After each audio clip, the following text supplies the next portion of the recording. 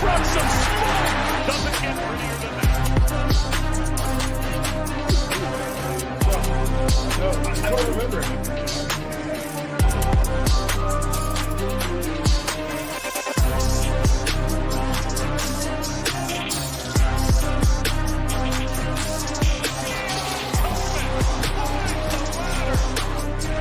And a one-hand effort by Harris. And Harris stabs it.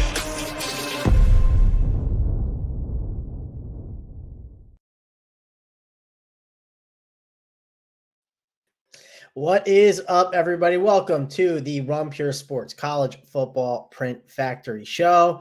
You got me, Mangone. You got Big Bruce. You got 100 Price. We won big money this week. So good crew, and we're talking college football. And it's been a fun college season. I had a really good weekend last weekend, really close to having some big wins. I think I was top 10 on the main in one contest, and then I was like, I think I got fifth on the night slate. So I had sweats all day, and hopefully I can run that back.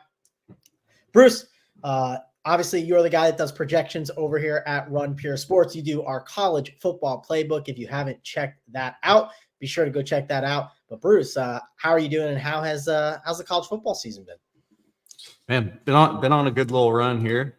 Feels like my single entry teams have cashed like every slate, like the last 2 weeks. So you like to take advantage of those times. I know last week I was really pounding my chest on the Texas Tech Baylor game, and ended up getting like top 10 in the main. So that felt good. And I saw you did well on the evening slate. Anytime you do well or any of our subscribers do well, I feel good about that. My main team last week was good. So man, it's been a good run. Yeah, if we got OT in that UCF game, I was mid. Like, no one was catching me because I had like 5 in that game, and it was going to steamroll for sure. But hey, it is what it is. And it's ever since I changed doing the overstacking thing. I talked about that like maybe like week 3 or so. Like, I just wanted to get more on overstacks, and I've definitely done a lot better since then. Bryce, going over to you. You've obviously been doing good to kick off the NBA season. How's college been so far to start this year? College has been all right. It's not been one of my best seasons, but we had a good week last week. I think we all nailed that Baylor game, Sawyer Robinson. That was pretty big. NBA has been very good. Won FanDuel Tuesday and Wednesday, and then won football and NFL showdown last night there. DeMarcus Robinson touchdown. Ended up paying pretty well. So that was nice. What did you win? You won the main on FanDuel and showdown? Yeah. What did it pay? I didn't look, actually. I forgot. It paid like $16K total. That's actually really good for FanDuel. Well, because DeMarcus Robinson was like 5% owned. And yes. I ended up just going all in Puka on 150 teams because he was 5K. And I was like, even though I played none on DraftKings and all in on FanDuel. So I either wanted him to be optimal or just like completely shit the bed. So that ended up being a nice little hit there. And really excited for this college football slate this weekend. I think it's a pretty good one. Yeah, you were talking to me pre-show. You were excited about it. So let's dive in and talk about it. We'll talk about the first game. I don't want to talk about this game. Bruce probably does. He has been a big Riley Leonard advocate all season long, so I'm sure he's going to want to talk about Notre Dame and Navy. Let me get the total up on that game. It is 51. Not terrible, but I don't know, Bruce. I'll let you kind of dive into this to start because, again, you've been a big Riley Leonard advocate. You're going to like him here. Projections are showing you got him at around 30 here over at Run Pure Sports on the projections. Jeremiah Love, you have a pretty decent projection on him. And then Bo Collins, I mean, he's got a decent projection too for a 3.7K wide receiver. And we talked about it a ton. We need cheap options to get in these studs. And they don't have to get like 15 DK points or 20. It's nice if they get it. Like Hawkins last week, who got like a 30 bomb at like in the 3K range, but they don't have to do that. So talk about this game for us, though, Bruce. So I'm sure you have a little bit of interest. Yeah, the only thing that scares me a little bit is the pace. These service academy teams like to take it slow. Navy's actually kind of faster than the others. So if they're not able to move the football, say Notre Dame gets up on them a couple scores, it could be a little bit better paced. but Vegas does think that Notre Dame scores here, 32 team total at the moment. And, Riley Leonard is rushing double-digit times per game. That's kind of why I've been playing him. He has 10 rushing touchdowns on the year, which is second on the slate behind Milroe. So he loves running near the goal line. And, I love playing quarterbacks that do that.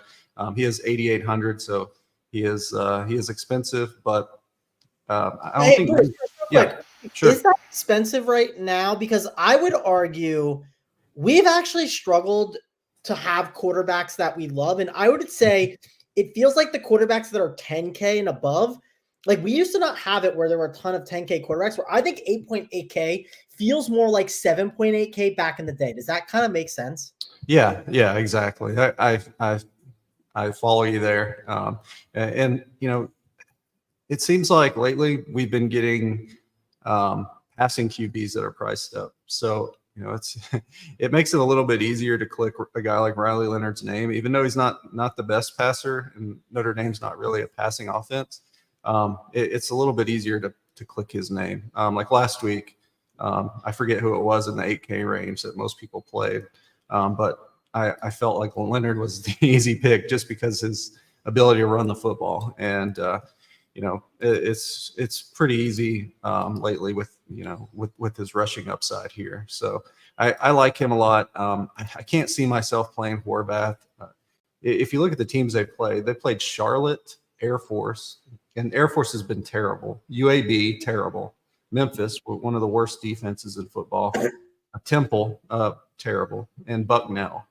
That's whose Navy's played this year. So, if they beat Notre Dame and hold them down, I guess F me then. But I do like Bo Collins, like you said. He's been Riley Leonard's favorite receiver. Jeremiah Love as well, but mostly staying away other than those maybe three, 4 guys. All right, Bryce, I'll shift on over to you. I talked about the Riley Leonard thing, and I just thought it was important to mention, quarterbacks, it's just hard to get spend up options. And that's why we love Sawyer Robinson last week. That's why I mentioned how much I wanted to be on him in that game. Obviously we'll dive through it and see if there's any cheap quarterbacks, but Riley Leonard, I do think, is a cash game option just because I think he could be in play. Do you kind of agree? And what's your thoughts on this game? I think Riley Leonard's definitely a cash game option with his rushing floor and upside. I mean, he's been remarkably consistent this season. Not overly scared of his matchup or anything. The one thing to worry about would be that Navy has been playing faster, but they know that they're playing a team that's better than them now. So, I think they try and sit on the ball a little bit more and shorten this game if they can. Now, Bruce mentioned their strength of schedule. I'm not sure if they can do that. This could just be a complete Notre Dame steamrolling. I don't want anything to do with Navy here. Leonard is definitely in the cash game consideration. I wouldn't say he's a lock or anything, but he's a real solid play there. And then in tournaments, I mean, you can run him naked. You can run him with Collins, I think would be my favorite pairing. He's only 3.7K, doesn't break the bank. Don't love Jeremiah Love simply because I'm not really going to be playing him and Leonard. And I would rather just get extra Leonard shares, and running back is super strong for me this week. So I'm going to have a smaller pool at running back in general. All right. Smaller pool at running back for Bryce this week. Let's go to the game that he wants to talk about, Tulane and Northern Texas. And Bryce, I'm going to go right back to you just because I know you like this game. You were talking in pre-show with me about it. We got Malachi Hughes, 7.4K. Bruce is a massive projection on him here at 33. Definitely going to be someone that we're looking at. And then we got Mario Williams. We got tons of plays in this game that we have to get to. Chandler Morris, 8.9K. He's definitely a good option. I mean, there's tons of plays to get to here, Bryce. So break it down for us here. Why do you like this game so much besides it just being a 69 total? I like these weird games of teams that haven't been on the main slates all year. And, you get 2 kind of weirder teams here, Tulane and North Texas. There's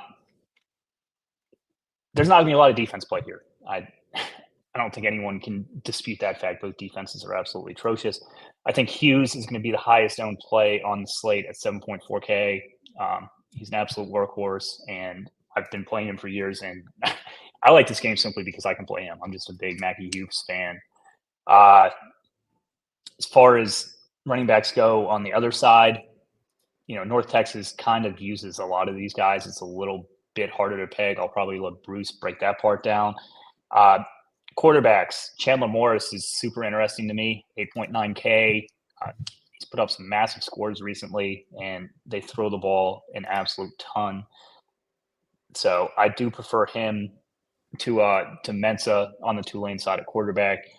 Mensa is kind of interesting simply because they bring in this Thompson guy on the goal line sometimes. So you're getting a QB for 5K in a crazy high scoring game, but you're also ceding goal line opportunities to the other guys. So that's more of a tournament play for me, even though he's 5K. If he's playing every snap, I think he'd be in playing cash. Tulane receivers are kind of tough here. I'd probably say that my favorite one would be Dante Fleming for the price. Don't absolutely love that or anything. I would rather look to North Texas passing offense here for receivers. DT Sheffield race out is one of the best plays for me. And then you have some cheap guys as well. Kind of depends on if Damon Ward is going to play here or not. I'm guessing no. I don't know if Bruce has any insight on this one, but I think that North Texas throws for a ton of yards here. All right, Bruce, I'm sure obviously you're going to have a lot of insight on this game. You have data on this game that hey, people, they're not watching this one, right? They're not watching Tulane and North Texas, and have all the information on who are the good plays and bad plays. So obviously we want to lean on some of the information that you have. So break this game down for us. Yeah, it's definitely one of the better ones. Total's gone up 3 points since earlier in the week. I think Vegas definitely expects some scoring here. Two explosive offenses, especially UNT. Their passing offense. Their coach was the Washington State offensive coordinator from last year. They just very good offensive team. Yeah, I do expect some points here. Chandler Morris, former TCU and Oklahoma quarterback for UNT, he can throw. You brought up Darian Mensa, 5K. That seems way too cheap. There is when I look back at their older games, they love to run the football. They're almost a 70% run team, so they don't throw the football as much. But there was a game or two where he threw for 300 yards. So, it is possible he could have one of those games here and be a good leverage play off of Hughes for sure. Shane Porter is going to start at running back for UNT. He's 3,800. He got 60% of the snaps last week as well. So I think he's a good value play. Pretty much just need to fall in the end zone at that price. I really like Mario Williams, the former Oklahoma receiver here, 6,100, especially in tournaments. I think he's going to be lower owned at that price. I really like Dalton Carnes as well, Houston receiver transfer, especially if Ward's out. I think Ward might be back for this one, but something to watch. Carnes is almost min price, played 84% of the snaps last week, and I think he's a solid value play. Another guy, you mentioned Fleming. I think he's good too. Guy to watch on the Tulane side, if you're playing the passing game, is Shaz Preston. He's a Alabama transfer, probably getting his first start or first game time this week. 3,200. I like him in tournaments. He's gonna make the playbook for sure. As like a maybe lower than 1% owned guy that's really talented. All right. Yeah, obviously going to be a game that we got to like, you know what I mean? We're going to want to get exposure to it. Just have to find ways to do it. So, hey, I'll use SaberSim to help me out with that. I'll make adjustments. Cheap quarterback value. There's just so many ways to get exposure to this game. It's going to be one you want to play. We talk about playing chalk, right? This is good chalk in my opinion. I think you want to play this chalk options and then mix and match it with some of the contrarian ones that we'll find along the way. I know it will be contrarian playing Nebraska.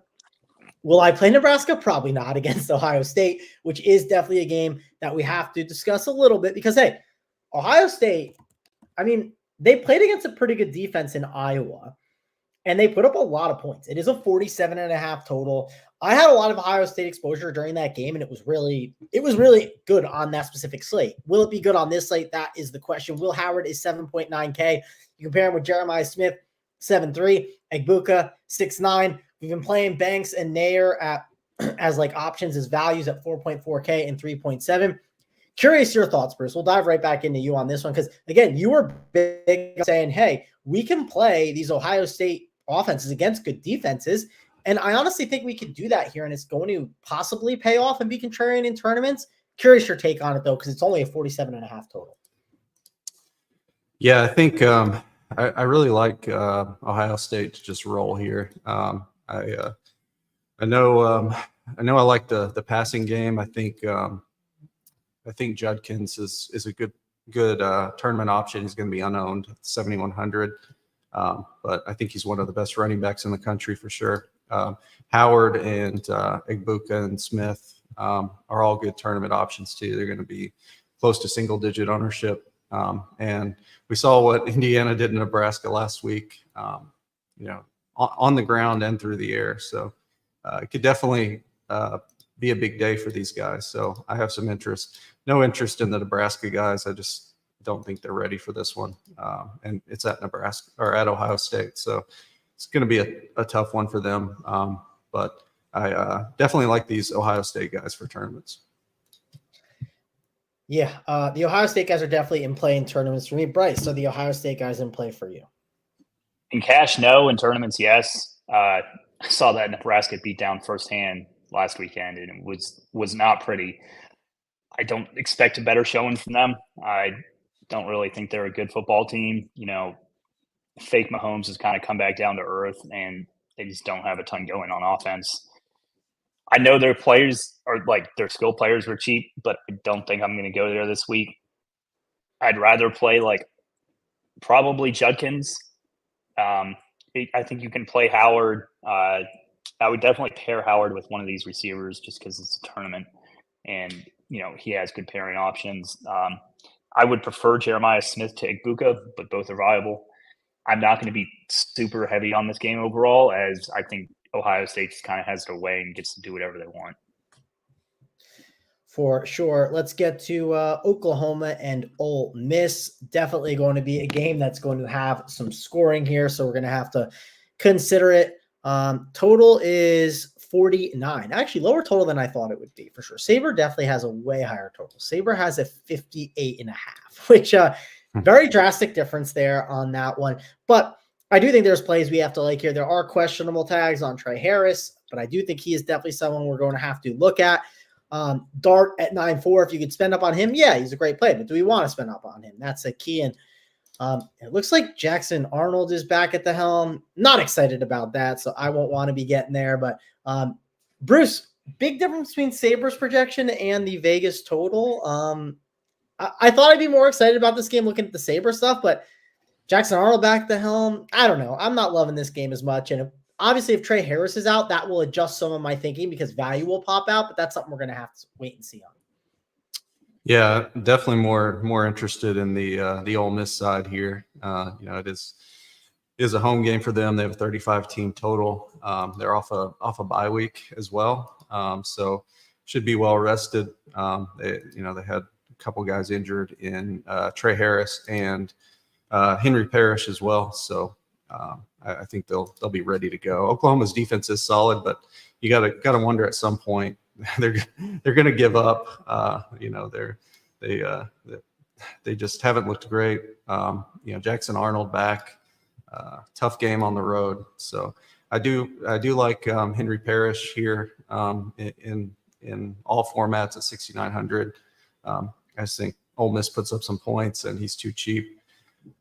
He should be 8K or so. Trey Harris, if he's good to go, is a great tournament play, but I think he's had a groin issue the last couple of weeks, and maybe he's good to go. He's listed as questionable, so have to wait on that. I think this Caden Lee guy for 3,700 has looked good. He's a little slot guy, and he's still too cheap.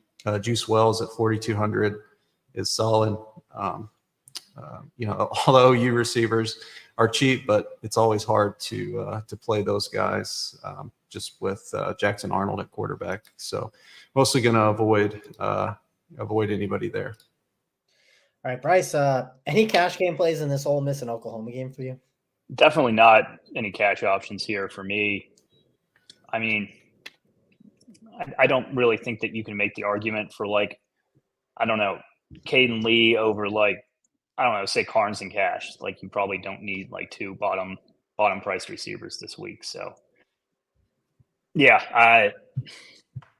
I think that this game is overpriced in general. I mean, Trey Harris is an absolute beast. Like him as a one-off would be like my absolute favorite play in this game. I'm not going to be getting to any Jackson Dart this week. I think that there are way better spend up options at quarterback. I could see Parrish at running back at 6.9K. Just kind of one-offs with him or Harris for me. I don't want anything to do with these OU receivers. And yeah, I think Wells and Lee would be playable as like punt cheap options, but no game stacks for me, no quarterback exposure, and nothing with Oklahoma. I think their offense is just so pathetic. All right, we'll head on over to Bruce to talk about this next one. I think College game days here, right? Indiana and Washington. Bryce, are you going to the game on Saturday, or is it in Washington? Where is it? It's in It's in Bloomington. I might go. I know my wife really wants to go, and her family's going. So, well, it's College game days there. I think it's going to be good. I know. The issue I have is like I have to like go into the stadium early because you don't get service in the tailgating lots. But you get good service when you get into the stadium, actually, which seems kind of counterintuitive to me. But yeah, it's just kind of hard to play college football and not. Yeah, like you kind of need to be connected to the internet with Saturday news. Yeah, the only thing though is it's like college game day is super cool. Like I'm not. Yeah, that's what I mean. I've never been to the game or anything. Yeah, I've never been to I've been to a Rutgers game. That's not the same as like any of these other schools. So, but I don't know. I think it would be cool. I don't know if you've ever been to. Have you been to a college game day game or not? I have. I went when it was at James Madison. With all my friends from high school who went there. So that was fun to like do it as a student. And then Bloomington's never had game day before, so it's like a pretty big deal around here. So everyone's pretty fired up for the football team. I wish there were better DFS plays in this game. Curtis Rourke is not going to play this week. I don't think Jackson is like the worst, like weird quarterback option, but like I would pair him with Surratt if you're playing him. That's like a tournament play only for me. He did throw a touchdown to Surratt when he came in the game last week for Rourke.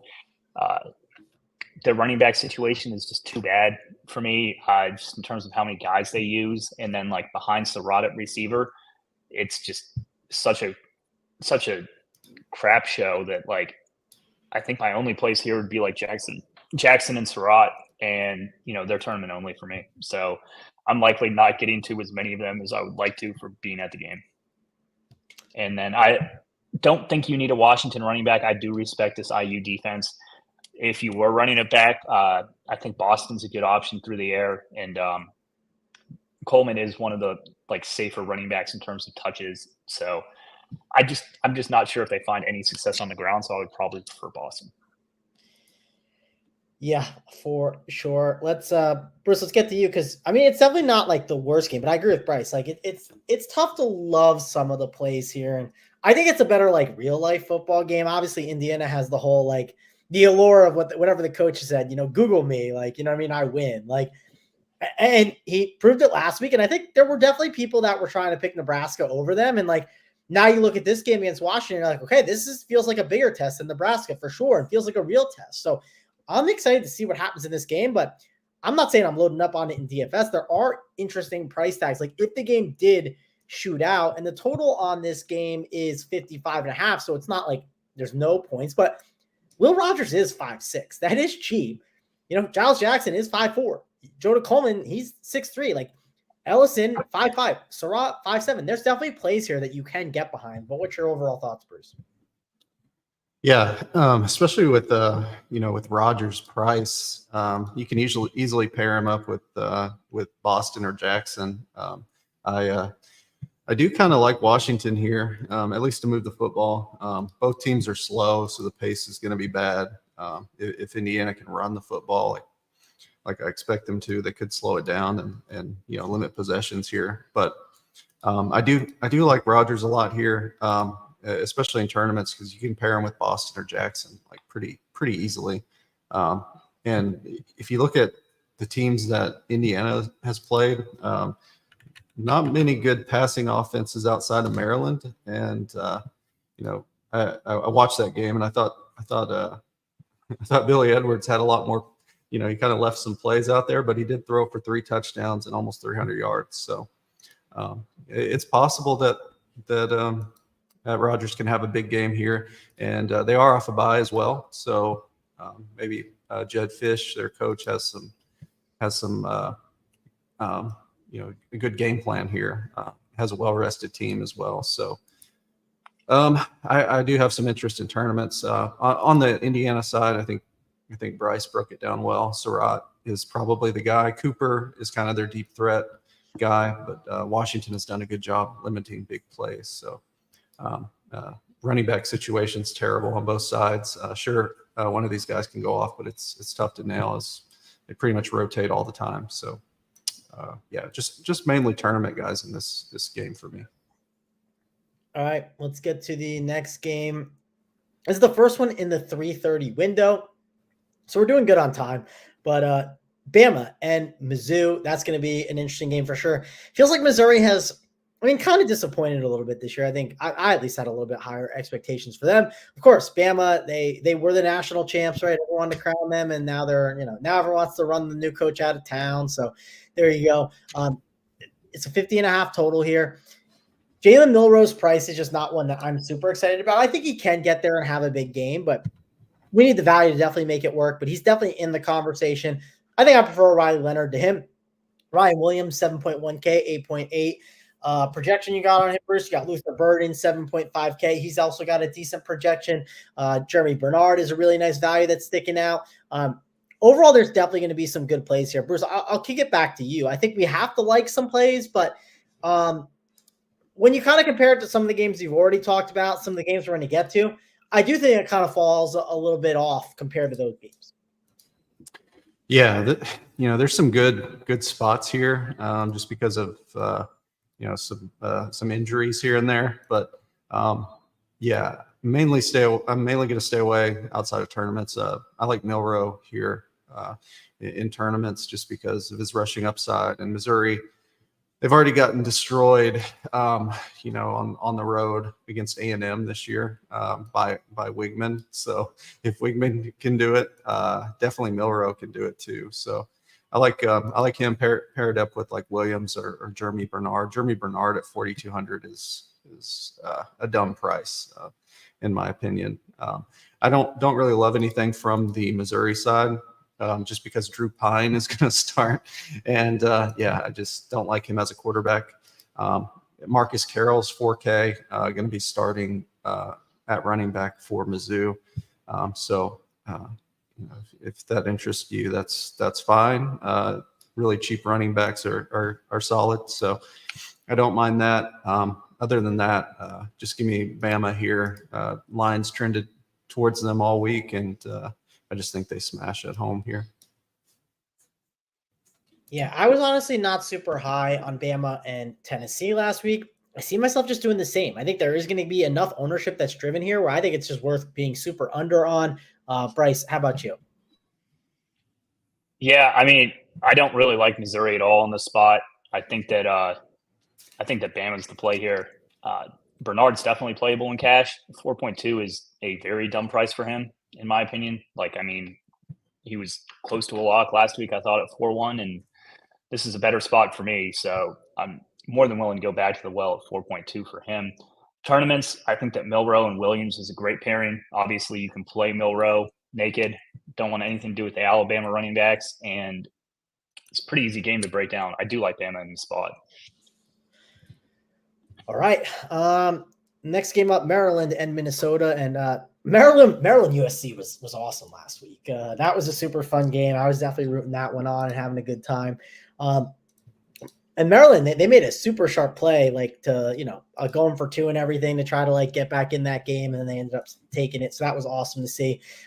this is not as an exciting a game because they're playing Minnesota, right? Minnesota is not typically a team we love to target in DFS. We do like to play Darius Taylor, but do we like to play him at 8K? That is going to be the big question here, Bruce. Of course, Billy Edwards, not like an amazing quarterback, but when you're playing with his stacking partners and the game shoots out and they play a defense like USC, yeah, it adds up in the lines pretty well for some fantasy scoring. It did last week. I don't think I'm going to be as excited about it this week, but what's your overall thoughts on this game? Yeah, this game's going to be slow. It's going to be boring. Should be a lot of running on the Minnesota side, a lot of passing on the Maryland side when they have the ball. I know Max Brosmer, the Minnesota quarterback at 5K, is tempting probably for some, but yeah, that's a little scary for me. I do love Darius Taylor in this game. He is 8K, but there's pretty good value on this slate. He should get 20 plus carries here against a bad Maryland defense on the road. I love him here. I think he smashes. Wide receivers, Ty Felton and Prather are both in play. Tough to play Felton at 8,800, but some weeks he just smashes. He's on the field the whole game. Getting double-digit targets every week. Prather, same thing. I think he's 13 and 10 the last 2 weeks, so his target share is solid for that price, 5,200. Daniel Jackson at 4,500 has a 30% target share for Minnesota, so got to keep him in your pool probably, 4,500. And I do kind of like Dylan Wade for 3,300, the Maryland tight end. Looks like a stud, 7 targets last week too. So he's a little interesting there. But mainly it's Darius Taylor. I think he's good in all formats. All right, Bryce, give us your thoughts on Darius Taylor and how else you're attacking this game. I mean, I know the Minnesota passing offense is super cheap here. I'm not playing their quarterback at 5K. I think that there's like way higher upside guys that you can pay for and just like drop another position. So I'm not going to have any Brosmer this week. I don't want anything to do with Maryland in this spot. I think this is a super ugly game. I think my 2 plays here are Darius Taylor. Obviously, Bruce gave you the rundown on him. I mean, he's an absolute workhorse running back. Decent spot at home. Not a great total, but the volume is going to be there. And, it's kind of a bet on talent and touches here against a Maryland front that I don't really respect. Maryland secondary, I also don't respect. I think Daniel Jackson is a pretty solid option here. He's only 4.5K. Like, I would much rather play him than Brosmer in the spot if you're looking to save money in the Minnesota passing offense. I'm just not sure that the pairing has enough upside to win. Even though they're cheap, like, I think there's plenty of cheap plays and ways to go this week that, like, I would rather spend up on some of these high upside quarterbacks and play Jackson as or Taylor as a one-off.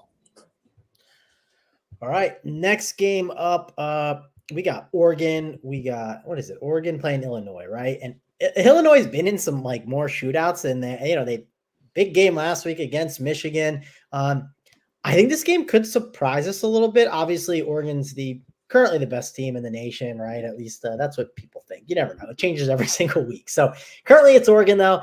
They are the team to beat. Dylan Gabriel is 9.3K.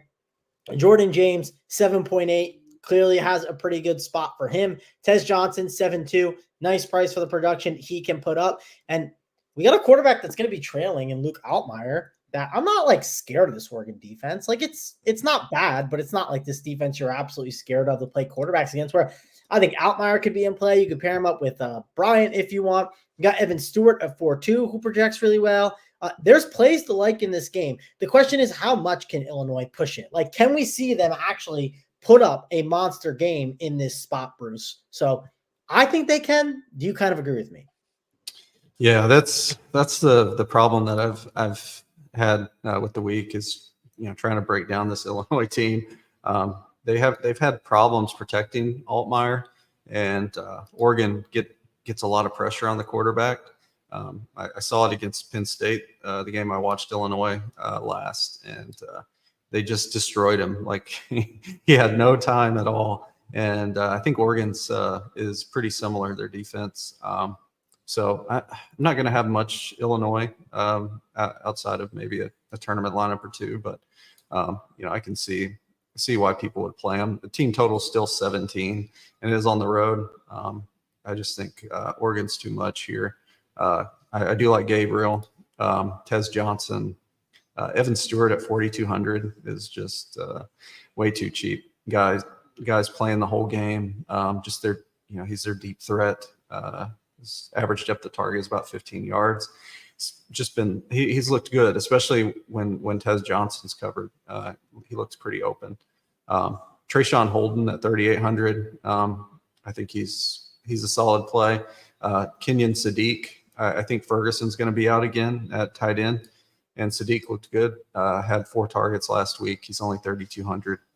So I have some interest there. And, the two Illinois receivers, if they're playing from behind, Pat Bryant and Franklin, both those guys are good, especially Franklin at 4,400. And Jordan James, 7,800. I think he's one of the better running back plays.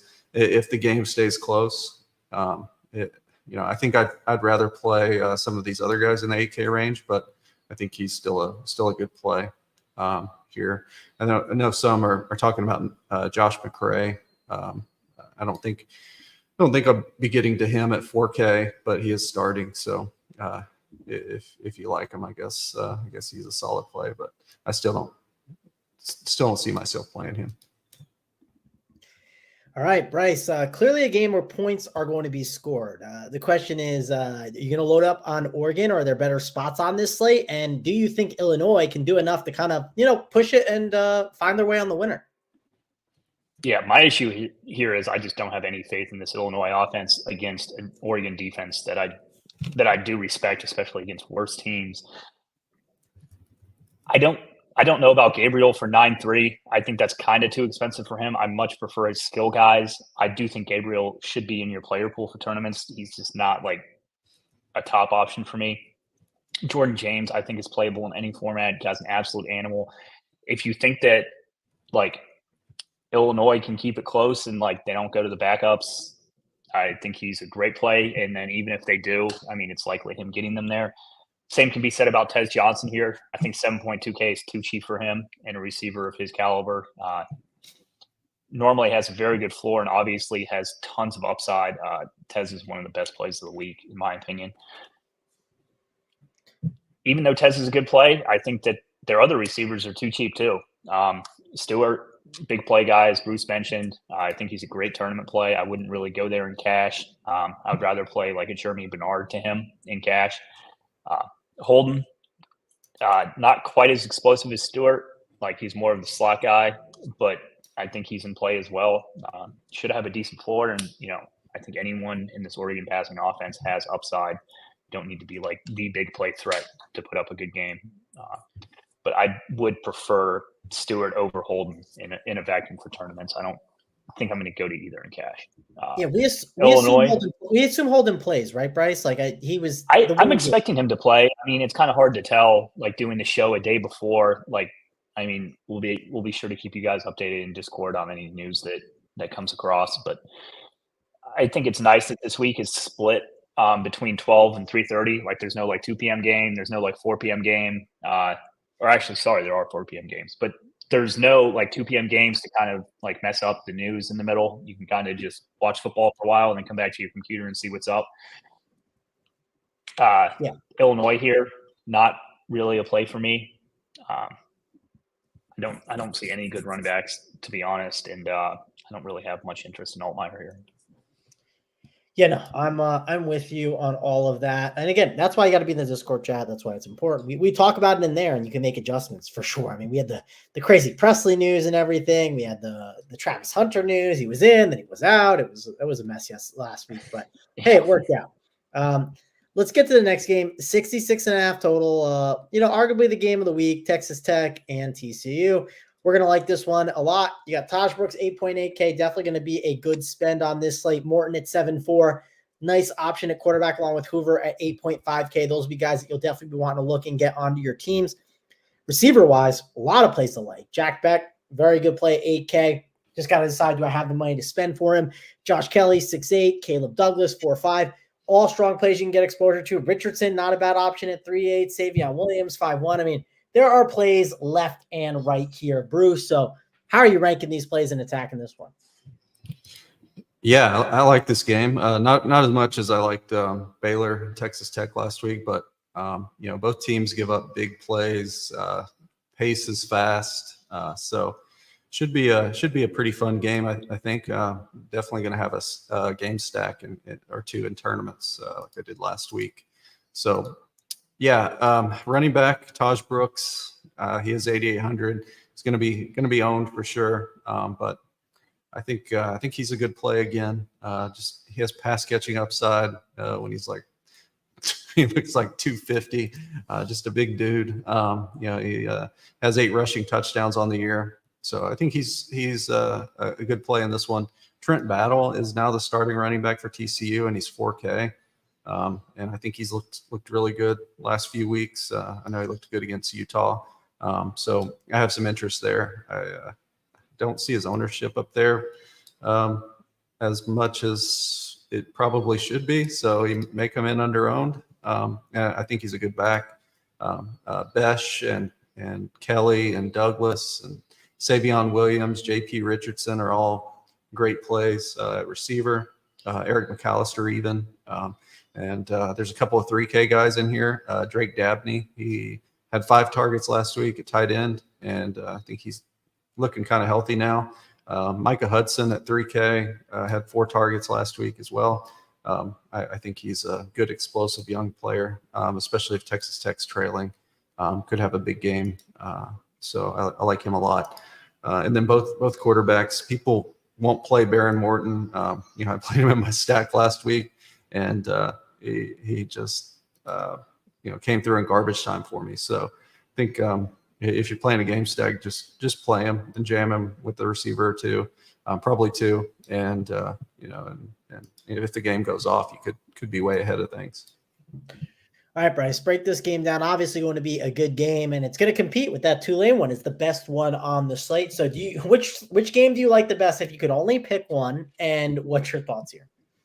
I would pick this game just because you don't have a dual QB type of system. And I mean, you just have more known commodities. I mean, outside of Hughes, that other game is a little bit tough to pinpoint. This one seems super straightforward to me. I mean, you play the TCU passing offense and you play Taj Brooks. I know that's going to be the chalkier opinion, but I mean, Jack Hoover's too cheap in this situation. I think Morton's a good tournament option here. I really like both these quarterbacks, especially Hoover in cash. Brooks is I can't give away 3 running back locks, but I think there's 3 clear top end running backs this week. It's Hughes, Brooks, and then we'll get to Wisner, and he's a little cheaper, but I think that's kind of the way to fill out running back a bit. And I think that will be a popular combo. So if you want to make some rules as to get off one of these guys, or don't play them all 3 in the same lineup, I think that could be a decent choice, because I do think all 3 come in as chalk. TCU, don't love their running game here, to be honest. I think Battle and Cook are kind of in a weird split right now. If you did want to play it, I would not play them both together. Receiver wise, I mean, Jack Besh has been great this year. I always like Savion Williams and Eric McAllister's upside. I think it's super easy to play any of those 3 guys. They're all good pairings with Hoover here. I would lean towards Eric McAllister being my favorite play of the bunch, because I think he has really solid upside and he's cheap. Besh is a little hard of an ask at 8K. Favorite receiver play in this game, though, was Josh Kelly against an absolutely atrocious TCU defense. I think he's just the best play for the price here at 6.8K. Texas Tech cheap receivers, I don't think you need to go there, but I would personally just play Kelly and Morton. I don't think they're going to be crazy owned. Maybe Kelly gets up there, but I think this is just a really solid game to target. Yeah, solid game to target for sure. Let's get to this next game, and it's UCF and BYU. It's a 53.5 total, and honestly, RJ Harvey is 9-2, and he was on that team that I was talking about that did pretty well for me last week in the game stack with Iowa State. And like, he just wasn't owned. And I don't know, RJ Harvey is always like, you're never going to get RJ Harvey at like 6'8" or 7K, right? He's always going to be expensive. He can break a slate. He's going to be unowned again. I do think you have to consider him here on this slate. And the other thing that's nice is it kind of reminds me of that game last week a little bit. I know the Iowa State BYU total was probably, or UCF total was probably a little bit higher, but BYU, it's clear as day who the quarterback is, right? And then like the receiving options. You're going to play Jake Retzlaff, very simply. And his price tag is $8K. And you can pair him up with Lassiter, Chase Roberts. Like, it gets a really easy stacking partner. It's not as good as the Iowa State situation because of how cheap Beck was, but it's definitely not a bad game stack. I think you could get away with it. I think the Iowa State one was slightly better. And I also had like a cheap running back that helped make it work. Which you would have that with Martin too, right? Martin is what? What is his price tag, Bruce? He is 6,200. I guess it's not cheap. So maybe it's not as good as I thought it was. Maybe I'm over exaggerating a little bit, but don't think it's a crazy game to get a little bit of exposure to. What about you, Bruce?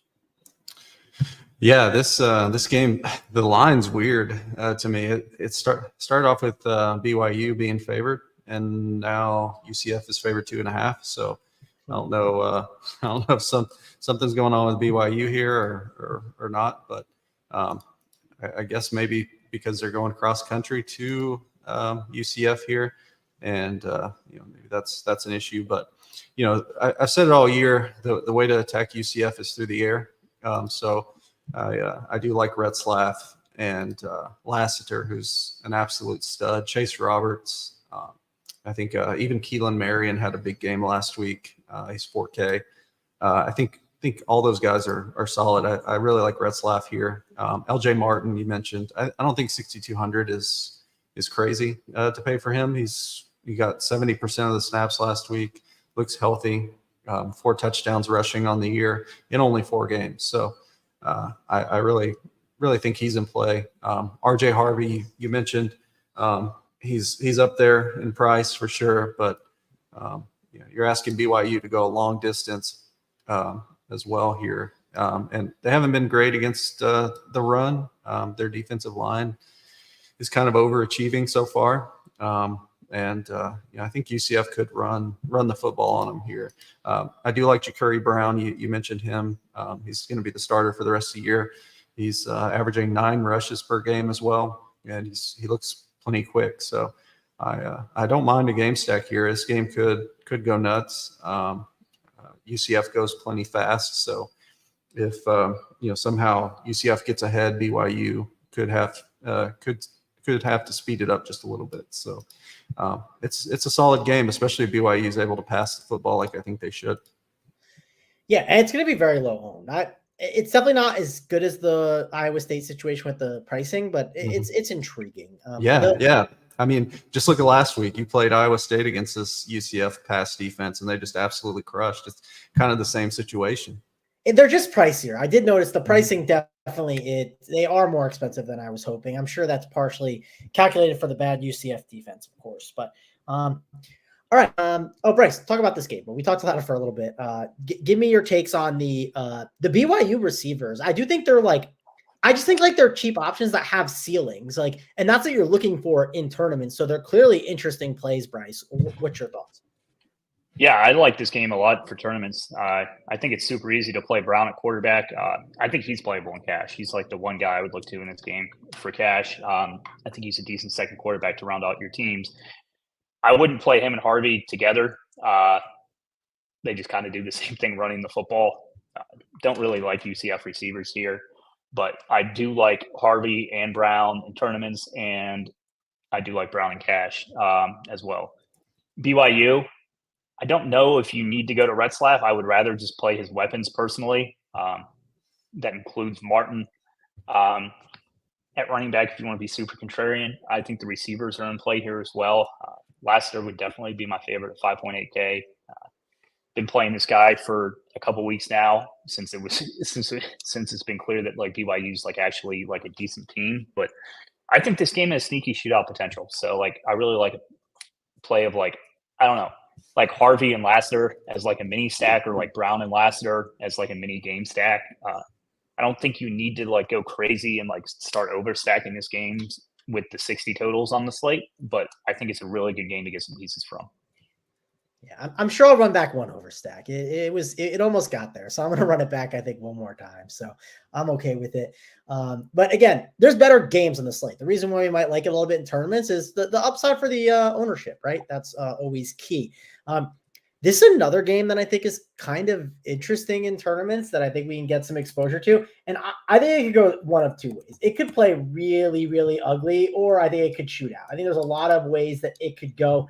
It's a 49 total. It's Cal and Oregon State. And the thing I'm most intrigued by is some of the price tags of these guys, like Mendoza at 5.8K. If you do need a cheap quarterback, I don't think he is a bad option. Trent Walker, we've seen him be great on a lot of these slates. He's not on the main slate that much, so maybe it's a little different, but 4.6K, I think he's a solid value that we want to look at. McCoy is only 5.2. Again, I'm not scared of Cal's defense at all. For 5.2, if we want to jam plays in there, I don't think he's crazy. Jaden Ott at 7.3K. We'll see if he's healthy and in this game. If he is out, clearly we'll want to look to some other options here, like Javion Thomas at 4.8K. Hankerson hasn't been bad. I think his price at 7.7. There's other plays I'd rather get to. So I doubt I'll get, too much onto him. Hunter on Cal, he'll be intriguing. Brady at 3.4. He could be a cheap value. Bruce, there's plays here for it being a 49 total. And there's mainly plays because they're cheap. And this is what I've said about DFS. On DFS, I like it where everyone is basically in play because you price them as they're in play. You never want to have a game that's just completely out of play. And they've done a great job of that, providing that value, Bruce. So give me your thoughts on this one. Yeah, I do think this game's kind of slow for sure. But when you look at the value here, it's kind of tough to look the other way. Like Fernando Mendoza at 5,800 is just way too cheap. I know he's just a passer for the most part. He does average about 4 rushes per game, but 5,800 against a bad Oregon State defense. I just can't avoid it. If you look at a couple games back when Oregon State played Nevada is not like an offensive powerhouse, but they ran for over 300 yards against this Oregon State defense. I know UNLV smashed them last week too. Brendan Lewis for Nevada, their quarterback, ran for 151 yards and touchdown. Savion Red ran for 137 and 4 touchdowns. You can score on Oregon State any which way. And you look at Colorado State. Colorado State's terrible quarterback threw for 263, 2 touchdowns. Their running back ran for 140 and a touchdown. So it's a really bad defense. I don't think you can look the other direction at Mendoza, 5,800. Giovanni McCoy also in play here. He runs the football as well. It is a road game, so I favor Mendoza just a little bit more here. Gotta wait for the running back situation. For some reason, Ott's out. I love Javion Thomas at 4,800. I think he's probably playing cash as well if Ott's out. I like to let Bryce speak on that usually, but I don't know how you can avoid a $4,800 quarterback or running back against a team giving up 28 points per game to running backs. Hankerson also is in play. There's a lot of guys in that 8K range running back this week, so should see ownership spread out. Trent Walker, you mentioned, he's a good receiver against a bad defense, pass defense. I think he's in play. Jack Indries, Hunter for Cal are both solid plays. This Darius Clemens guy, I think he's a Michigan transfer, 3,800, kind of came on lately. Had 7 targets last week. I think him and Walker are just such great plays here. Tobias Merriweather, the Notre Dame transfer, supposed to be his first game this week for Cal, and he was a stud there. So I have a little bit of interest there, especially with Mendoza if I'm playing him. He's a great tournament play there. All right, I'm gonna use a League of Legends reference with this game, Bryce. So when BLG, right, when BLG plays like anyone's legend, you're like, okay, that game's probably gonna suck. They're gonna play tight. It's not fun. But when anyone's legend plays Ultra Prime, the game can get really interesting and bloody, right? And it's a lot of fun. Like, I do think, I know Bruce talked about the pace and it gets ugly, but I'm not scared of either of these defenses. And I think both these offenses can move the ball. I think we have good pricing. I'm not saying we're going to overstack it and go crazy, but I just think there's plays that we have to like in this game. So touch on the odd thing that Bruce mentioned, because he wanted your thoughts on that. And then hopefully you like my League of Legends reference. Yeah, I mean, we've got the World Championships going on. First semifinals tomorrow. Super excited to watch that game on the way to the stadium. I worry this game's a little bit of like a wet noodle fight of like two bad offenses against two bad defenses, like who prevails. Normally in college football, it's the offenses, so I'm willing to take that bet here.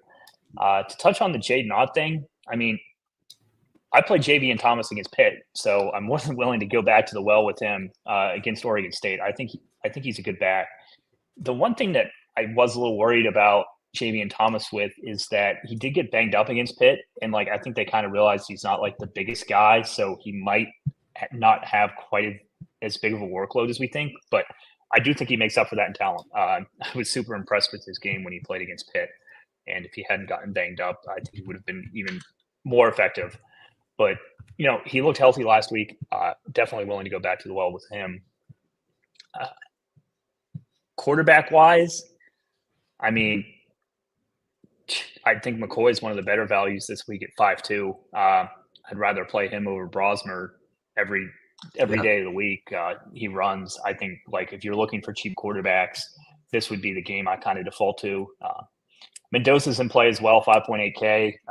Should have a decent floor. They have a much better team total, but I think McCoy has the rushing upside that I really look for in quarterbacks here. So I would lean McCoy over Mendoza. I think both quarterbacks are playable, and you know, if you really wanted to go crazy on skill positions, like, I mean, you can pair them with like Walker. I think is a really easy pairing for McCoy, and I don't think he needs paired. Like, he can get there running naked. Mendoza, I think, does need a pair. He doesn't run at all. My favorite pairing here would be Endries, and I think Hunter's in play as well. Don't want anything to do with Hankerson here. Running back to me is just like so loaded, and I'd rather take the savings at quarterback. Like, we're predicting they're trailing. Like, I think they might have to throw more than run here. Hankerson seems better in games where they can kind of dictate the pace. But I wouldn't take Hankerson like out of my tournament core or plays or anything. But yeah, I do prefer the passing game. Yeah, definitely a tougher click on it. And yeah, not a bad game. We definitely talked about it for a while for the total for sure, but definitely some guys you can get exposure to. Bruce, we'll go to your horns. We're hooking them down. It was a rough weekend for them. And they get to play our squad, right? The Vanderbilt, man, our dudes, Pavia, they're nationally ranked. I mean, I'm actually pumped for Vandy. Bruce, I am rooting for Vandy to go in and at home roll over Texas. So I hope they can get the job done. We'll see if they are able to. Definitely, I think a fun game, though, that you can watch for sure and have fun. Fantasy, I don't know how fun it is. I mean, Pavia at 7.2, I'll probably get a little exposure just in case he does kind of have a big game. Alexander on the Vanderbilt side is 4.4K. You could definitely make a case for getting some exposure to him. Wisner at 4.8. He's another guy, him and Blue. They're splitting a little bit, but you can definitely make cases for them. And then you'll definitely talk about Wingo and Helm. I mean, they're just like too cheap, right? Like 3.3K. It's just too cheap. And these are values that I think we can get on our team. So I'll leave you to talk about the horns and talk about Vanderbilt here and break down how we kind of mix and match these value plays. Yeah, it's an interesting game, especially, Texas is going to look to bounce back. I think they're the superior team here. So I think I'm kind of thinking that Pavia has a decent game still. I mean, he leads the slate with 17 rushes per game. So he's going to run the football. I don't love the Texas defense. So I think he should be able to move the ball and maybe score a touchdown or two there. Running back for Texas has been tilting all year. You could play Wisner and Blue. We'll score everything. So I kind of lean towards a guy like Wisner at that price, but blue in tournaments is probably a great play just because everybody. I'm seeing Wisner's ownership around 60% or so. If he was 3,500 or so, I could get on board and play him at 60%. But that's priced up. And there's other guys in that 4K range, so I don't feel so bad if I'm gonna fade. I don't feel terrible with that, and especially playing blue, you'll get them at 1%, 2%, something like that. So I don't mind that. Receiver with Bond out, could see a lot more Wingo at 3,300, like you mentioned. I think he's too cheap. Gunnar Helm has just played well all year, 6 targets last week. And Eli Stowers, the tight end for Vandy, was once a Texas A&M quarterback, so he probably doesn't like Texas, and he's probable to play. Should be good to go. I think he's a good play. That's pretty much it. I think Texas wins this one, but it is probably closer than most expect. Yeah, should be. I mean, I think it should be a fun game. Bryce, I'll go over to you. Are any of these values options that you are going to get to in cash games? Because, if you do play one of these cheap receivers on Texas, it can get a lot for your lineup. Yeah. My discussion right now is kind of like, do you prefer Wingo at cheap receiver, or do you prefer a Carnes at cheap receiver? I think both are solid plays. And I mean, you can do both and just absolutely load up elsewhere. So I think that's something to consider this week. The cheap receivers seem pretty strong here, just as a week or as a slate. I think cheap receivers pretty strong here, which is why I've kind of talked up some of these more expensive quarterbacks. I definitely think Wingo's in that discussion. I mean, if you play him and Wisner, I mean, you're getting what I think is a decent part of the offense and what I think is a really good offense with a very good quarterback for super cheap. Wisner had 11 targets last week. They're willing to throw to him out of the backfield. I think at worst it's a 50-50 split in his favor. I mean, Blue certainly does have upside, but didn't even give him a carry last week. I mean, I know it's against Georgia, but I think Wisner's a pretty solid cheap running back. I don't hate the blue play, as Bruce said. If you're trying to get directly off chalk, that's a way to get directly off chalk. I mean, you have the ultimate leverage on a chalk running back there. So, if you think Texas goes back to blue after the loss, I mean, he's only 1,000 more. It's not like you're breaking the bank to play him. I mean, we all wanted to play blue at 8K earlier in the season. So, I don't think that's the worst play. I don't really like the other side of this game. I think that Vanderbilt's kind of had their day in their time in the sun.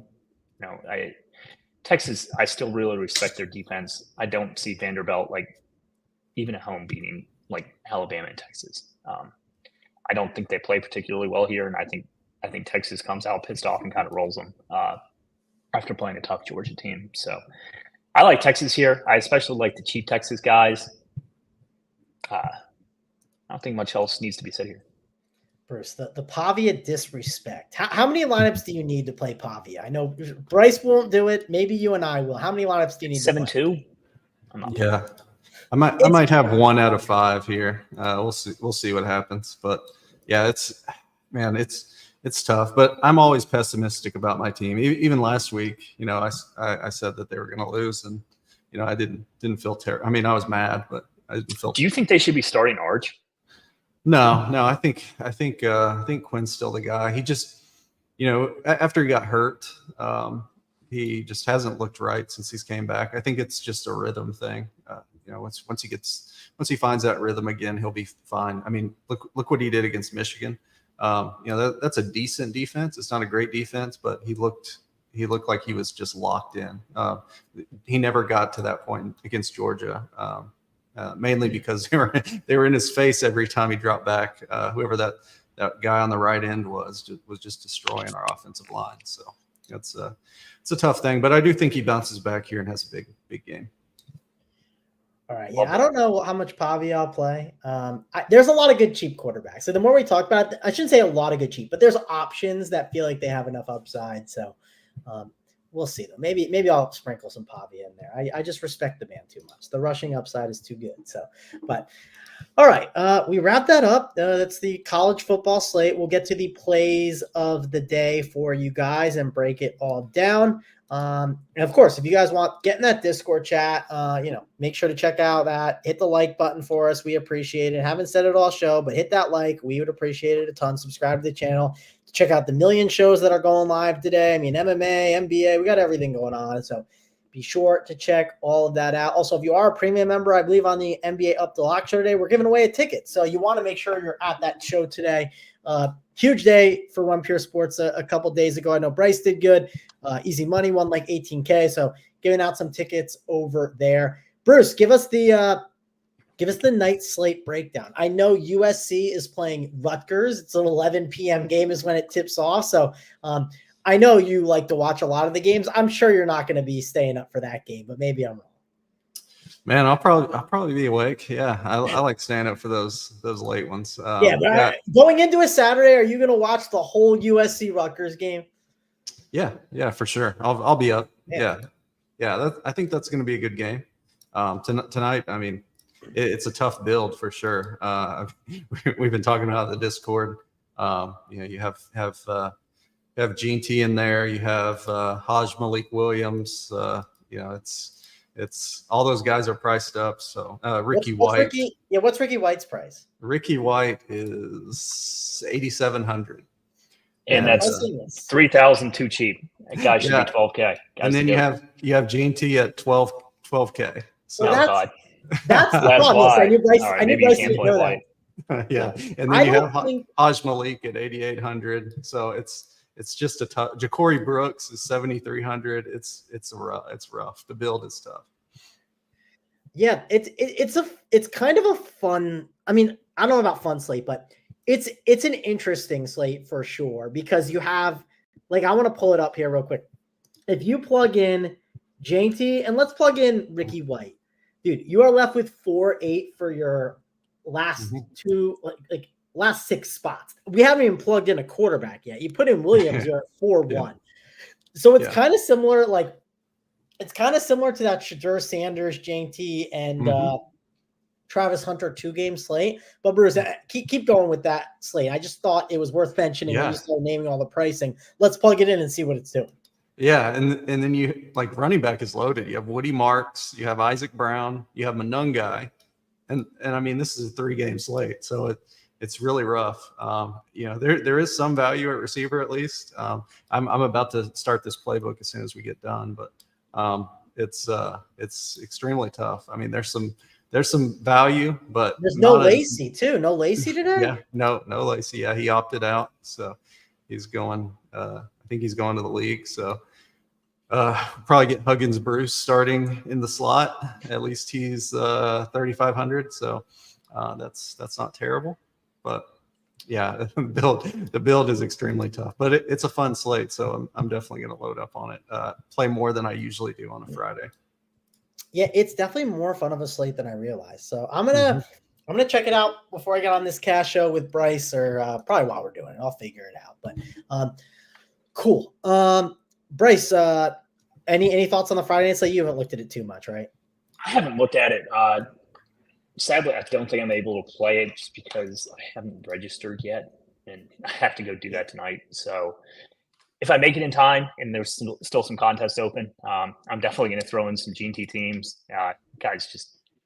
He's the absolute best. I didn't realize how great of a Friday slate this was. I would have made it a priority yesterday, but I've been super bogged down this week with NBA stuff, just kind of getting it's just a lot to take in for the new season everywhere. So yesterday was the last day of the first games for teams. So now it should be a little more automated in terms of what I want to do. All right, well, let's get the plays of the day. Then we'll get on that cash show, Bryce. Bruce, we'll get that playbook up for the people for Friday night. Bruce, I'll go to you first. Who do you got? Who is your play of the day? Man, it's a rough one. I like a lot of guys here, but I think I'm going to go back to my guy, Darius Clemens, the Oregon State receiver. He's cheap, and he's a Michigan transfer, 6'3", 210, just a big guy. So I'm going to go back to him. He's probably my favorite value on the week. All right, Bruce's favorite value on the week. Bryce, I'll go to you next. Who do you got? Who is your play of the day? I got to go Taj Brooks here. I think there's plenty of value to spend up on him. Hughes is kind of the easy pick, and I think you should be playing him. So I'll go with Brooks as hopefully less ownership because of Hughes is going to draw so much. All right, I'll go next. TCU, we're going to that game. I'm going with the spend up. I'm going with Mr. Beck for TCU. He's just an absolute monster. Expect a good game from him. He's a guy that I definitely, I'm going to send some salary. I'm going to have values on the slate. I'm going to make sure to get overweight on him on this one. That's going to wrap it up for us. Thanks a lot for joining us here on the show. We'll be back next week talking more college football winners. For me, Mangone, for Bryce, and of course, for Bruce. We'll see you guys later.